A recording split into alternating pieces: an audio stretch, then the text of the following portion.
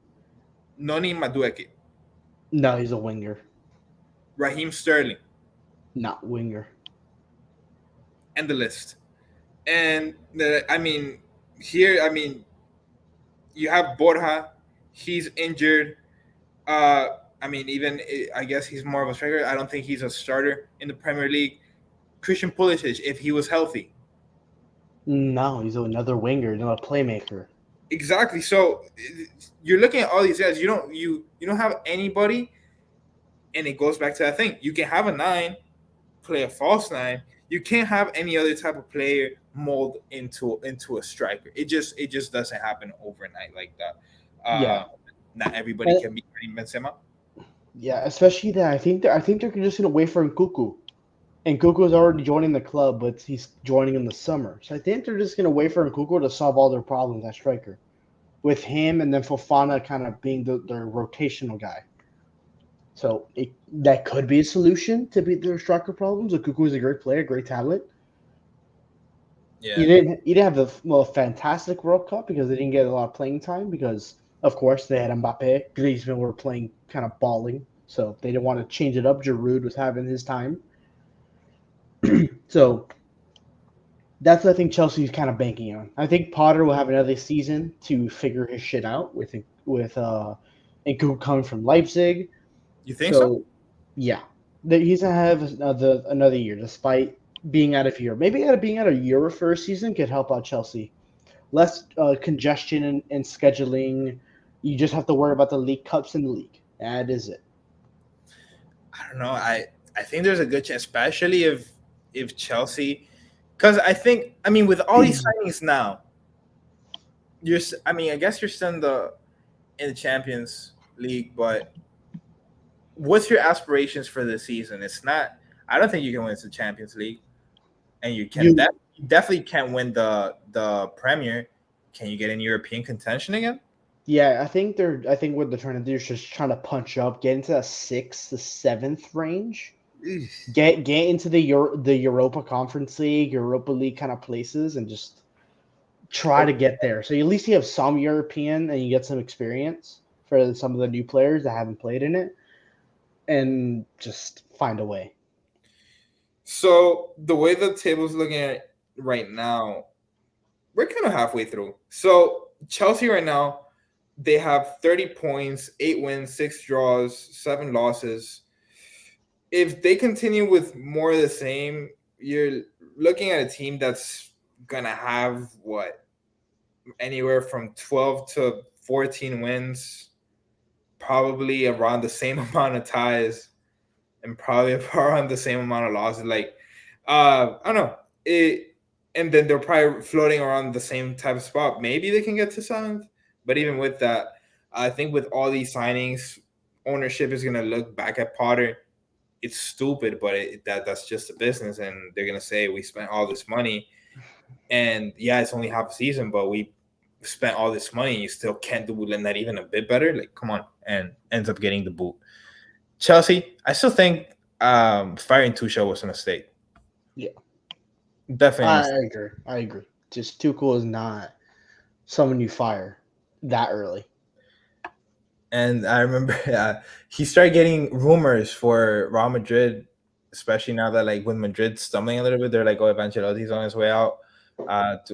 Hey, I'd definitely be open to it. So moving on to Saturday, we kind of talked a bit about this one already, but what the hell, man? This guy's such a legend. We have to cover it again. Everton versus Arsenal. Sean Dyche's debut. Brexit ball masterclass. Football's guys, football guy comes in and stuns in the table leaders. I mean, you couldn't have written a better debut for him. The meme pretty much lives on. We already went through some of the memes. I mean, what else do you got to say for this type of It's storyline? just applaud, man. I just want to send the congratulations. Have you watched Ted Lasso? No. Okay, well, you know Ted Lasso. Like, what's the premise of it? Like, American football coach came to Yeah. England. Yeah, Sean Dyche is definitely the British football coach to come to America to be their football coach. Definitely the type of guy to be there. Brexit ball guy, comes to America, he wants to just take people's heads off in our football. But Definitely. And yeah, I'm in some like English circles, like on Twitter, I see him like talking around, and then everybody's talking about like how Sean Dyche is like the one guy they'd love to like go to the pub with. And I'm like, yeah, dude, like when you think Brexit and you think like, real like London geezers and all that shit, that all that those memes you see, it's like Sean Dyche, like he is the embodiment yeah. of it. We just can only hope for more success. For Everton coming up, let's see who are their next matches. They're gonna be playing versus Liverpool on Monday. And dude, Liverpool looks shaky. Hey, who knows? Who knows what the legend would just catch on a life of its own at that point if they manage to beat Liverpool. Liverpool being as bad as it is and everything. Dude, that'd be kind of hell on Twitter. I think not even hell. I think it's heaven on Twitter. Kind of the opposite. Beating Liverpool. I think they're playing at home. No, they're playing in Anfield. Beating Yeah. Liverpool in Anfield with Sean Dyche. Oh my god, that So would send Twitter ablaze. so think about it like this, like paint the picture real quick. Like it will be another like 1-0, and then where Everton just parked the bus, and then Liverpool can't get through. It's like the 70th minute, and then Klopp just doesn't know what to do, and then you have the Liverpool fans at Anfield, and they start chanting against Klopp in his own state. Like at that point, there's no going back, brother. There's no going back. And I saw someone talk about this online. I forgot who it was, but they made a great point that Club he can still be a world class manager, but sometimes like things just have an expiration date, and you just need a switch sometimes. And you could tell with the way like the players, their effort and everything. And I think from that, I mean, we're talking about Liverpool. We can transition and right into them. Liverpool versus Wolves. Just wow, brother. Wow. I mean, Omar, I'm gonna let you start on this one because I honestly have no words. My brother's a big Liverpool fan, and I was talking to him at the start of the game, and then when the Matip own goal came in, I called him like, "Yo, are you okay?" He's like, he stood there in silence, dead ass, like watching this team, and he just hung up the phone. He literally hung up the phone with me, and like he like went outside for a walk. He didn't want to watch the rest of this game. He said after the game, he like gave me a solid. He's like, I think Klopp is done, and I think the same way. Jurgen, you had you won the Champions League, you won the Premier League. You kind of did what you kind of wanted to do in England. You won the two prestigious trophies. Get it? I think it's time for a new challenge. Maybe France, maybe goes to PSG and saves them from kind of ruining their era. Maybe goes back to Germany. Maybe goes to Italy. Tough league there. Bayern Munich definitely needs the help. Maybe Maybe, Real Madrid, especially maybe, Real Madrid have a disappointing Champions League.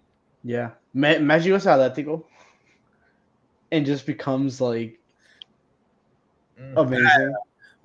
I feel like Atletico's so tied down to Cholo. I feel like they just have them right now just to like sell tickets. Like you think of Yeah, Atletico, you're just thinking of Cholo's antics. yeah. So yeah, but I see their squad and I'm like, this is a very good squad.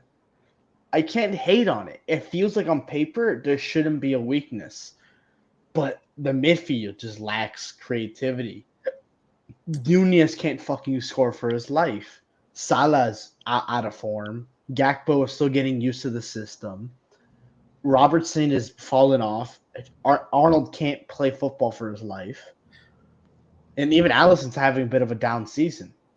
Yeah, but even with Allison, like I'll save some slack for him because, dude, Yeah. you're looking at the Wolves schools, especially that second one, the Dawson one, bro. The center backs they're just looking at these guys like you're backing into the box, no pressure at all.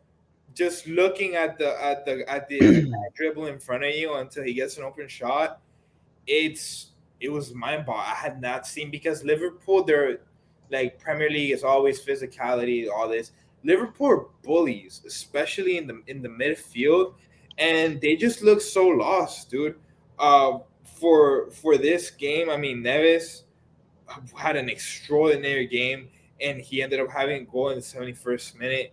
Uh, Lemina also a center midfielder, Mario Lemina from Gabon, also had an incredible game, and you know, Thiago, Bajcetic, and Keita, that none of them could find their footing, and it was sad to see.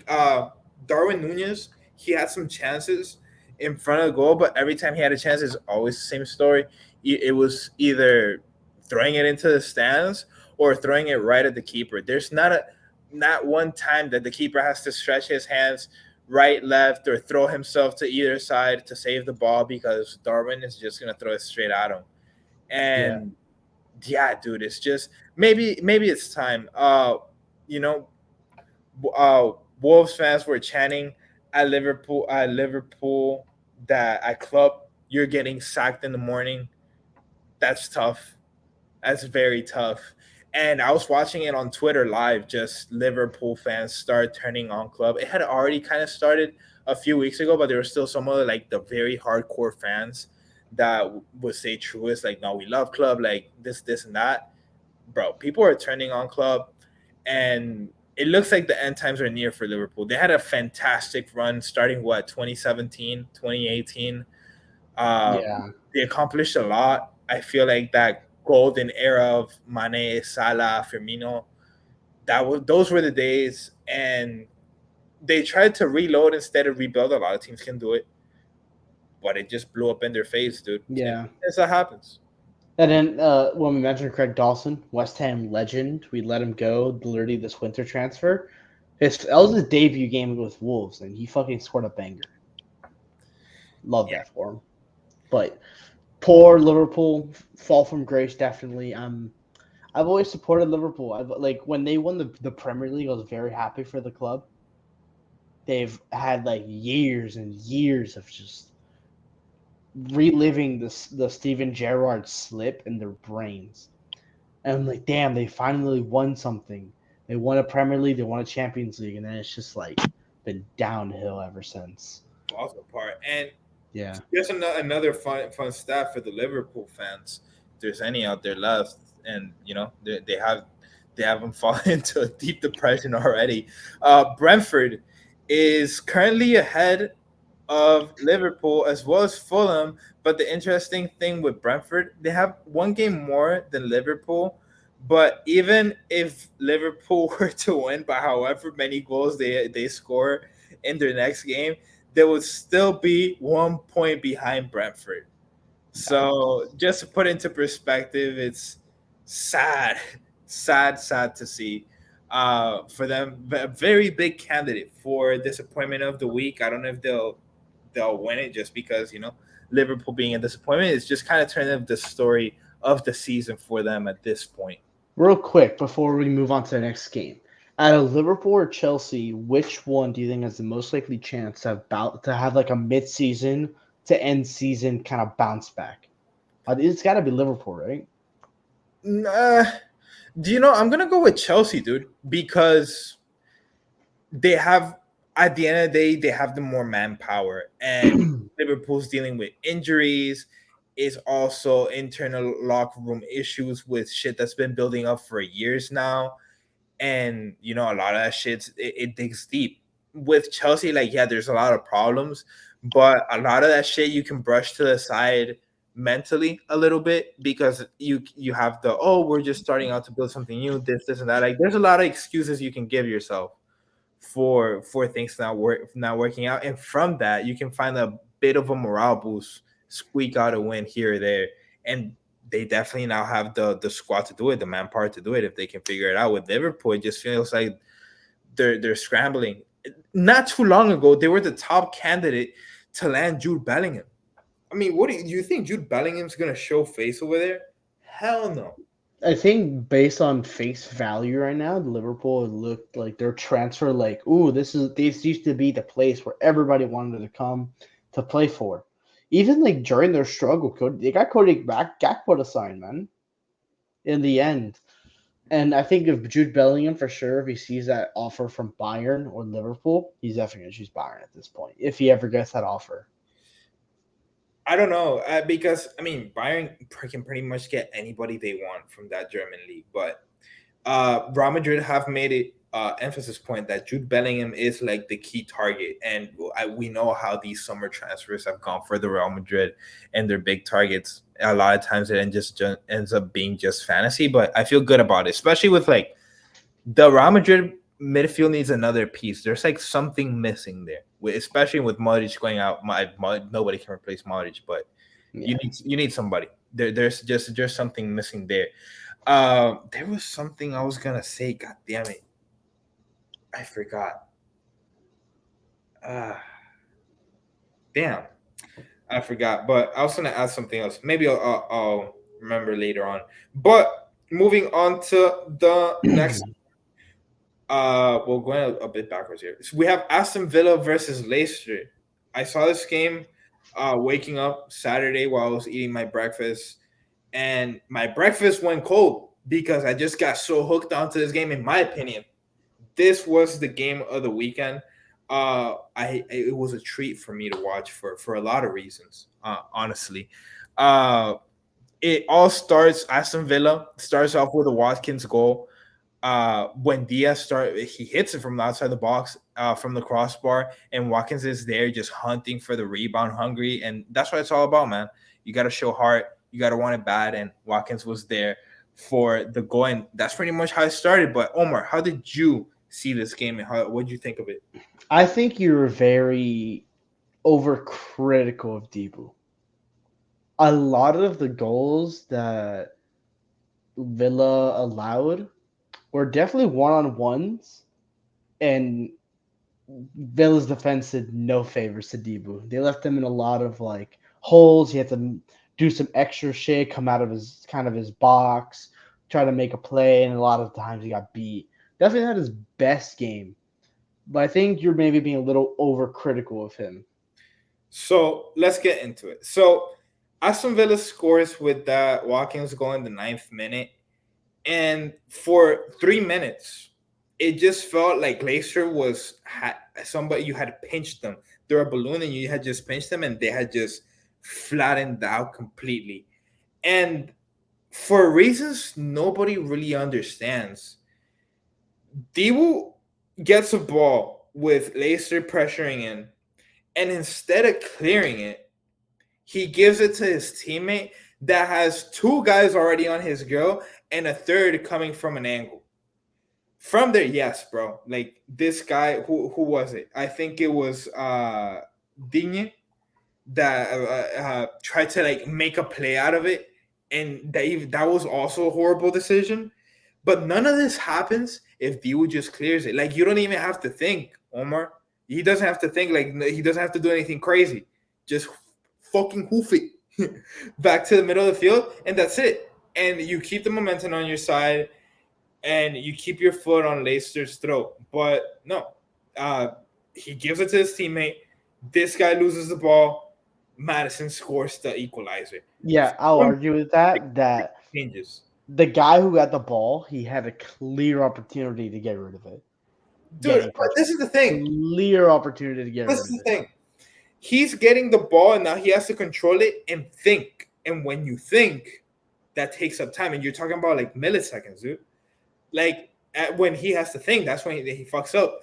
If D-Wood just clears it, nobody has to think, and then you can just reset that. And I'll die on that argument because it's such a simple solution. You don't have to do anything except just clear it. Like Yeah, but by that, but then you can lose possession of the ball easier.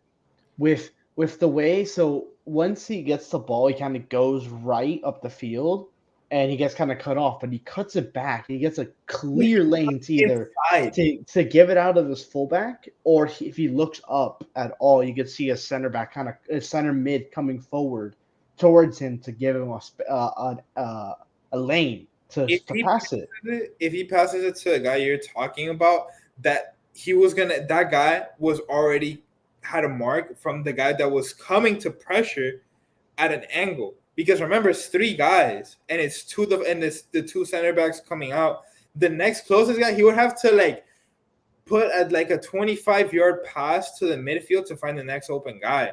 So even if he had passed the ball that you say and he had passed it to his right side, they would have still been in a pickle because the guy he was passing it to was also marked and he was also going to get pressured.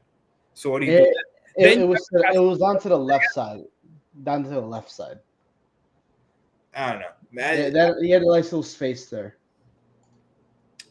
I don't know. I said, and then they will. He had another goal where yes, the defense didn't do him any favors because Leicester got through, but yeah, Tete who had an incredible game, or actually he gets through on a through ball, takes out Dio, who also he didn't attack the ball well when he tried to come out for it. He just kind of like Yeah, and that's been my criticism of Dio this whole time. He just kind of like wings it. It's worked out, but when you're gambling like that, you're gonna miss eventually. And he missed on that one. And then he had the Iheanacho header of like a butterfly header. Yeah, you couldn't do much on that one. But just those two plays, I feel like they weren't great. And I mean, it reflects. He had a 4.5 rating, his worst rating all year. I mean, just a stinker of a game overall, in my opinion. yeah, and definitely the second goal, definitely his fault. It was just poor, kind of cross management. I guess he thought nobody was there, and then Tete came out of nowhere. And then the third goal, just a beautiful through ball. Tete was in behind. Divo gets beat on the. Tete just dribbles around him. He goes to the floor too little too early, and he couldn't get himself enough. Keep himself up to kind of carry his momentum to block the shot. And then But yeah, the Pride goal at the end, he also attacks the ball back. He comes out Bale again and he gets juked again. And then from yeah, an angle, Pride scores, and that's the dagger. That's the dagger. So I mean, I know like Dio has had some incredible matches, but my criticism has always been like this guy wings it a lot, takes a lot of chances, and he got exposed for it. So he got exposed for it. I have been getting a lot of hate and being called an idiot for criticizing Divo for that. I still think like there's a place and a talent for it. You can still be really good in that aspect, but that's the other side of the coin. That's definitely the other side of the coin. I'm re-looking at the replay of the through ball. The Aston Villa defender misses the ball, and then Brian just takes it one on. No. Debu still played it terribly, to come out. But bro, the fourth goal, the dagger. Yeah, the defender misses it, and then Deebo just fucking fucks up the come out. He definitely, I think eventually, if you get beat one time or twice like that already, maybe try to stay on your line. Maybe something changes. Yeah, You know? all the times he got juked, he attacked the ball the same exact way. All three Yeah, times. All three. and He then just ran out easy there to like a predict. headless chicken. Yeah, easy to predict, and then he got made look like an idiot. Yeah, dude. So all right. No, So yeah. I'm gonna defend that man to the end of the earth, no matter what. So I mean, bro, you agree with me on a couple of those points there. So maybe you gotta do a little bit better not to break. yeah, So we're gonna go into but the next. también you can always be super. You get to realize the mistakes of your people as I well. mean, yeah, I mean, He won the World Cup for Argentina, so I don't care. he was one of the most, yeah, probably some will say more critical to. I will get it. He made the clutchest save in World Cup history. No me diga nada. Yeah, that fucking money. Colomboani, ¿qué Fucking pasó? money. And all right, so let's get into the next one. We'll get into the quick fire, but we'll talk a little bit more about this one. We have Borussia Dortmund versus Freiburg. At first, this was a close game. I mean, coming out of the half, it was 1-1 after 45 minutes. And then from there, it just got out of hand quickly. Yeah, dude. What do you think of this one? Dortmund, just their talent is incredible. Haller gets his first goal back with Dortmund coming back from cancer, recovering. And my predictions from the last podcast almost came true. Jude Bellingham with one assist only. I predicted two, and a Gio Reyna goal when he comes onto the pitch. My predictions almost came through for this game. I said I think 3-1. It became 5-1. But Dortmund just domination. They want it. They really want this damn Bundesliga. And it's there for the taking. They fucking dominated. 26 shots, 10 on target, 77% possession. Freiburg only 3 shots on target with 23% possession. Incredible stuff. And an incredible 90% pass accuracy from Dortmund. They are cooking with fire, and I am loving it. You're muted. Yeah, dude, Jude Bellingham. I think it was the second or third goal that Bellingham had a beautiful assist to put his guy through. And I mean, it's not like they're beating up our bottom feeders either. I mean, Freiburg, they're the sixth team in the table right now, 34 points, just 3 points away from Dortmund, believe it or not, even after this game. And, with those 5 goals, now Freiburg has 30 goals in favor and 30 goals against. So Dortmund definitely put a dent on that end. And we talked about it last pod. The Bundesliga, it was gonna get crazy this upcoming weekend, and we almost predicted it all the way through. I had Bayern losing versus Wolfsburg. That didn't end up happening, unfortunately. But Union Berlin one, Union Berlin looked really good versus Mainz, especially the second goal. It was a nice volley that by Pefok. Union Berlin playing really good ball. In my opinion, I wanted them to take that first spot, but 12 wins, 3 draws, 4 losses. I feel good. I feel good about where they are, and just 1 point behind Bayern Munich. What do you think of Union? Union Berlin, they're also cooking with fire. They just this German league is just continuing to be beautiful. It's cooking up like a nice milanesa on the weekend. Yeah. Un asado, bro. It's looking nice. I like on this pod. We love talking about the Bundesliga now, especially how close it is still. It's got the margins got a little whiter with some draws here and there. Cologne and Leipzig drew. It Borussia was a good game. Mönchengladbach. Cologne versus Leipzig, it was a good game. It was 0-0, but they had a couple chances. Timo Werner had a couple clear ones. Leipzig looked in control the whole game, and it was just one of those games where it wasn't boring because their chances definitely were there, but things just didn't work out for Leipzig. It could have gone either way, in my opinion. Yeah, definitely. And then we had Borussia Mönchengladbach that drew, which had a chance. Oh no, that wasn't them. It was Wolfsburg losing. Frankfurt, I forgot their game wasn't very memorable. Yeah, they beat up on Hertha Berlin 3-0. They did what they did. Speaking of Kolomoani, who had a brace. Yeah, 2 goals. Two One of goals. those, yeah, one of those could have been helping France, but oh well. I would keep throwing shots at Kolomoani, dude. I'm sorry. He's a great footballer. I actually enjoy him as a player, but shit Yeah, happens. And and then his spot. yeah, and then other games throughout. Then Augsburg had a big upset on Leverkusen.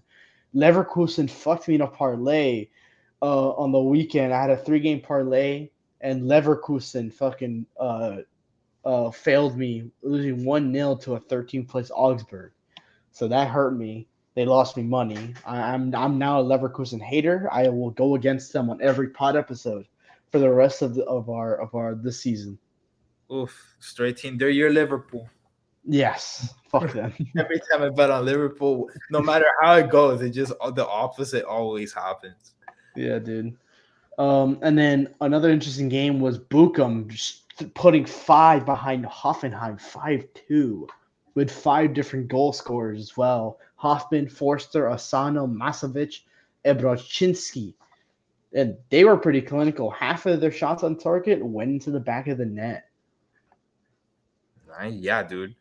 And then the other match we have, speaking of Bundesliga, we also have Wolfsburg versus Bayern Munich. Bayern Munich regaining their form. In the matches, Bayern had not looked good at all. They had won 4-0 versus before Mainz. Uh, in a previous match. But before that, they had tied with Frankfurt 1-0, 1-1. They had tied with Cologne 1-1. They had tied with Leipzig, and they were just turning into tie city. Honestly, uh, they since the World Cup break, they've only had two wins, and two wins have been pretty much like beat ups. Honestly, they had the 4-0 versus Mainz, and then this one 4-2 versus Wolfsburg. They come out and they strike quick, man. Coman with un doblete, a nice brace in the 9th minute and the 14th minute, and before 20 minutes are in, I mean, Mueller comes into the 19th minute to make it 3-0. Bayern Munich was coming out and they were meaning business because, I mean, at the time this match was being played, Union Berlin was in first place in the Bundesliga. So this was a must win for Bayern Munich. What do you think of Bayern, Omar? Bayern, they kind of look like they're the team that we all expect them to be. Dominant. They went up 3-0 very early on. They had the red card with Joshua Kimmich, which I have no idea how he got the red card. I don't know if you know. We can talk about that after. But they looked like the team that we kind of all thought they would be. Musiala played well. Muller played well. Coleman great off the wing. Defensively, Cancelo didn't have, I think, a great game. I think he was Yeah, pretty that's all it. right.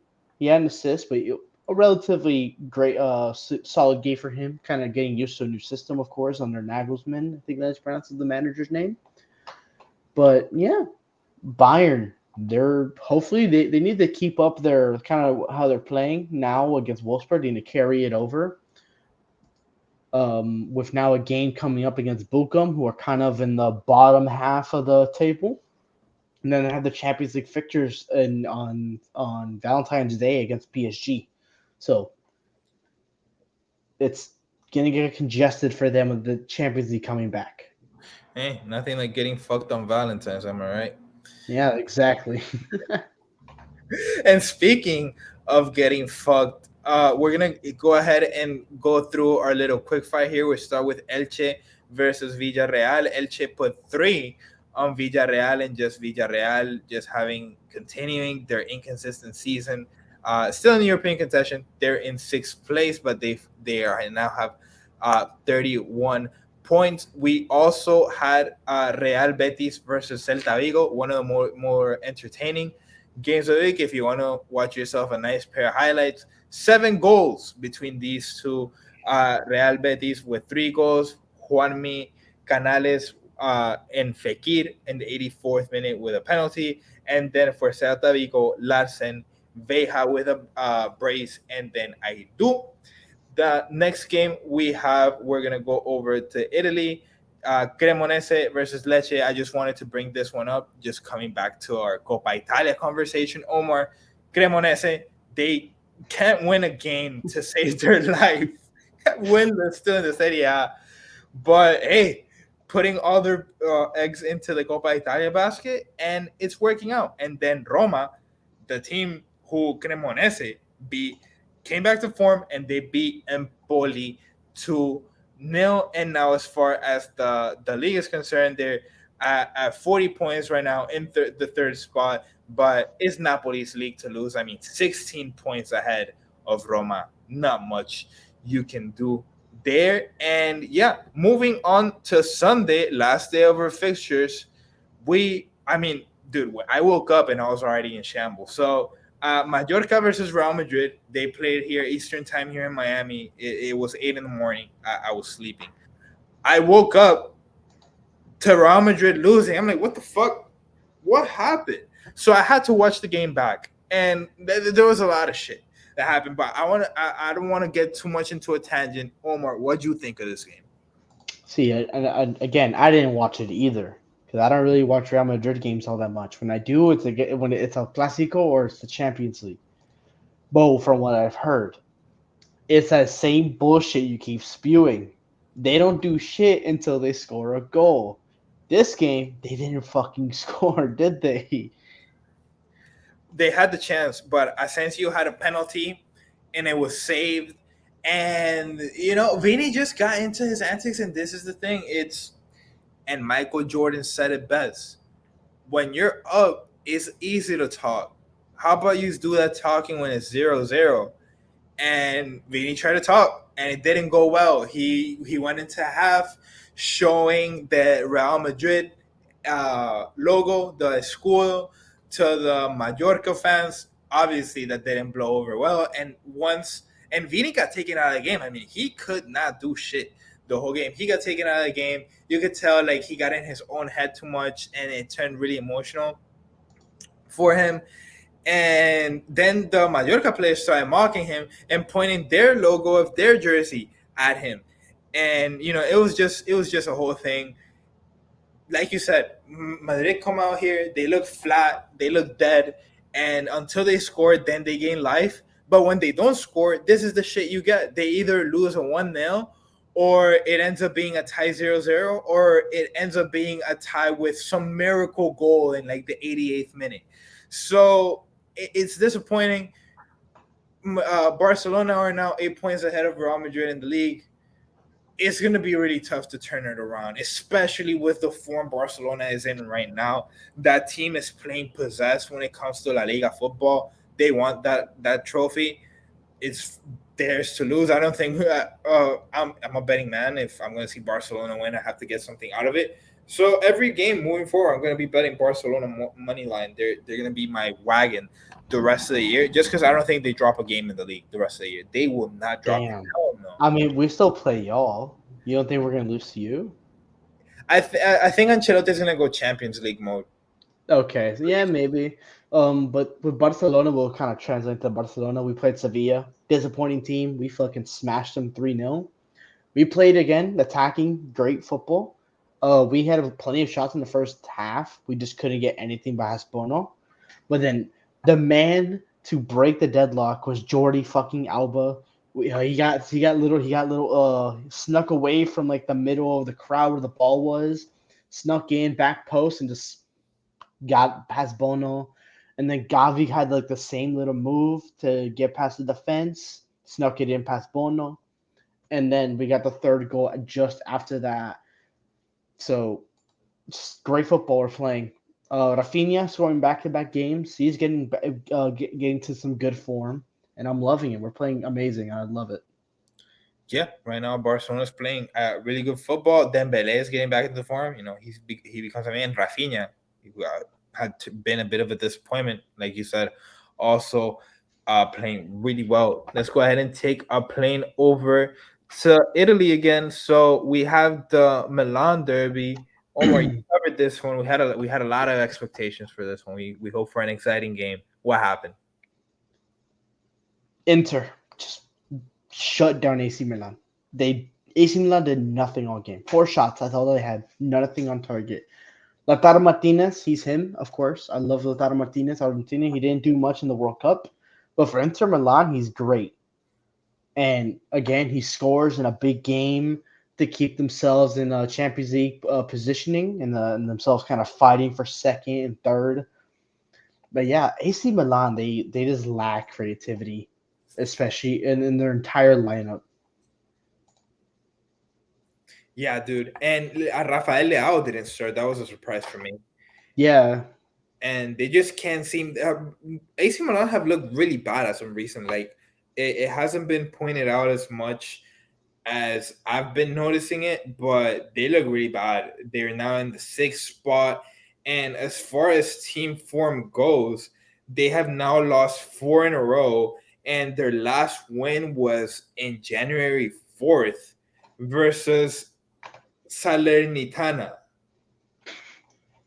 I don't know what that is. That's a football team, Omar. I don't know if you knew that.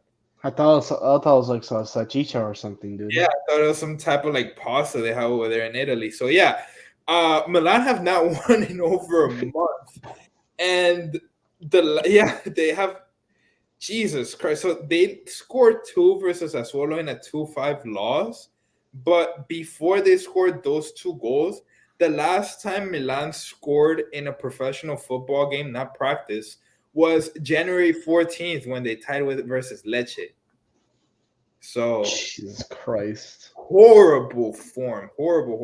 They might fall off out of European contention as a whole, dude. So yeah, we'll go ahead and run really quickly through the next of these just because my computer is about to die. So Tottenham versus Manchester City. Spurs. They finally got a lead and didn't blow it versus Manchester City. Let's go ahead and give them a round of applause, man. They deserve it. Congratulations to Spurs. Hang up the banner. Dude, beating City in the league. What other banner do you need? You don't need fucking trophies with their cobwebs all over their trophy cabinets because they have nothing in there. They have the Audi Cup fucking trophy they won a few years ago. But yeah, Tottenham. Also, congrats to Harry Kane. He is the all-time leading goal scorer at Tottenham with no trophies to show for. Wow. That's sad, dude. What an accomplishment. Sacrifice his whole career and he won't even be remembered. Yeah, and then like I keep seeing memes. It's like oh, here's your your next 2-year extension contract. It's Harry Kane. It's like yay, and it's like he's all like dried up and old already, and he's getting wheeled out there to play with these amateurs. Also, I keep seeing goat debates going out there between Messi, Ronaldo, and all these players. The goat debate for real is ended with Emerson Royale being him. He's been playing out of his mind recently. He's actually been good. Like he's been, he can't score, he can't attack, or the right wing back is Emerson. Like whatever they song they have for him, It's but always go ahead.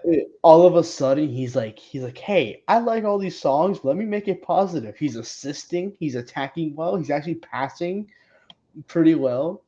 And then Guti Romero got sent off in this game, of course.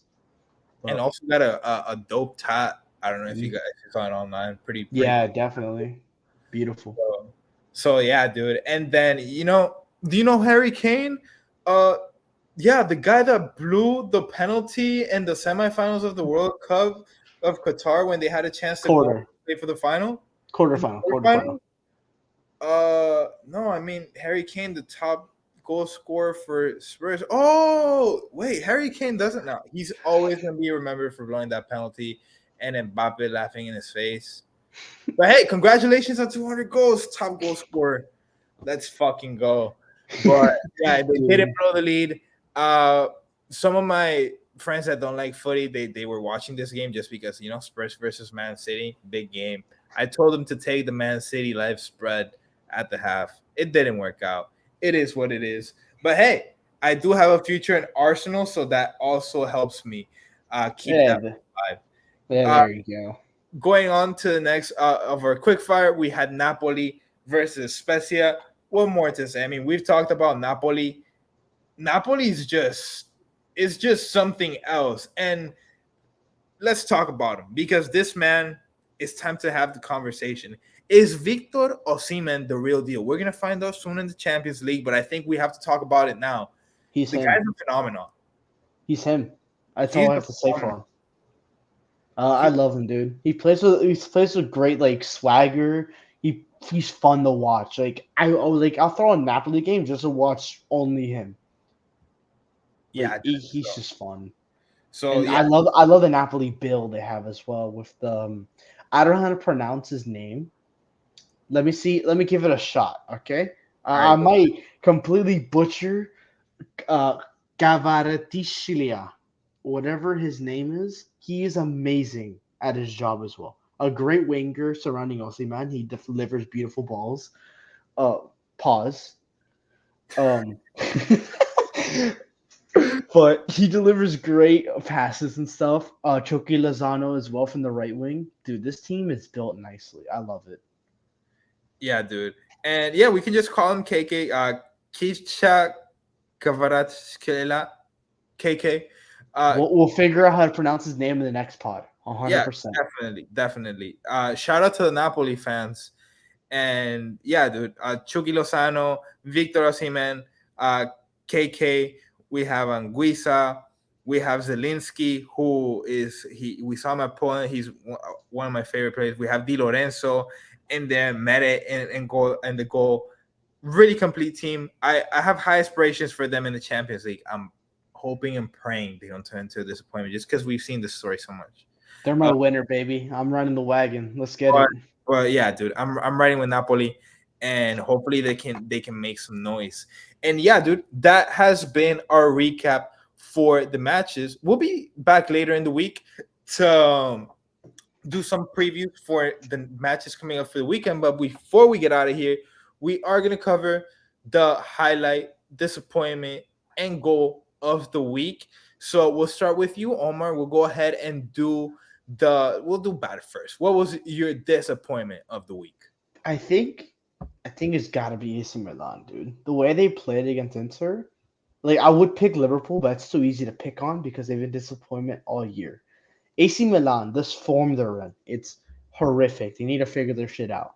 And Rafael Leao not starting in a Milan derby, embarrassing. I don't know who the AC Milan manager is. I know they've had some injuries, but bro, they played terrible. Like they lost to Sassuolo 5-2, and now this game, not it. Disappointment of the week for sure. Yeah, pretty high up there for me. I mean, you already called me a hater for saying it, but disappointment of the week for me is gonna be Dibu Martinez. In my opinion, he's the most overrated goalkeeper in the world. Keyword overrated. I'm not saying he's bad. I think he's a good goalkeeper. I'm saying he's overrated, and he got exposed for some of that. His style of play can be a coin flip sometimes, and sometimes that coin flip can really find you on the wrong end of those 50% gambles.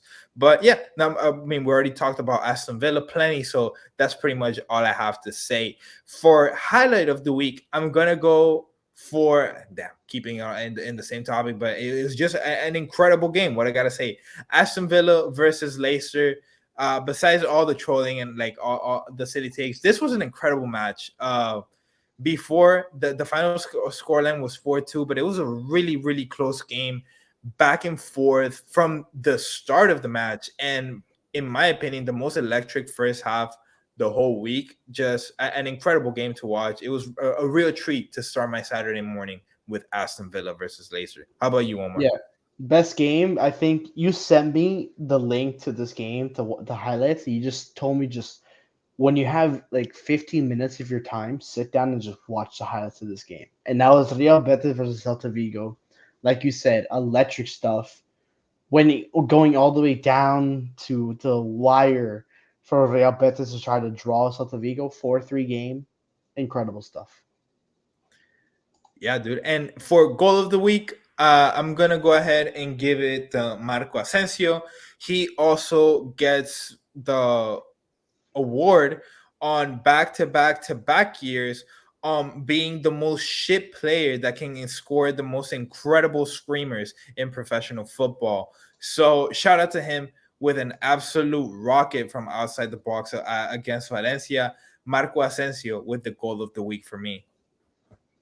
Yeah, and goal for the week for me was Lionel Messi having a beautiful one-touch shot into the bottom left corner for PSG. Just absolutely stunning to see him do that. All right. No, yeah. Messi playing at an incredible level. It's gonna be tough for him to carry PSG on his own, but if there's one man that can do it, is definitely Mr. Leo Messi. But all right, guys, we're gonna go ahead and get out of here. My computer's at 2% right now.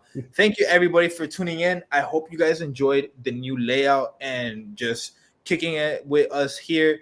You're gonna find us in the podcast. We're gonna break this up into segments on YouTube. You might find some of these clips on TikTok, on Twitter. Make sure you follow us. You see the ads and the links down there in the subscription. Follow us, subscribe to the channel, and let's just keep watching some footy, enjoying the season. Thank you for listening. Peace out. See ya, boys.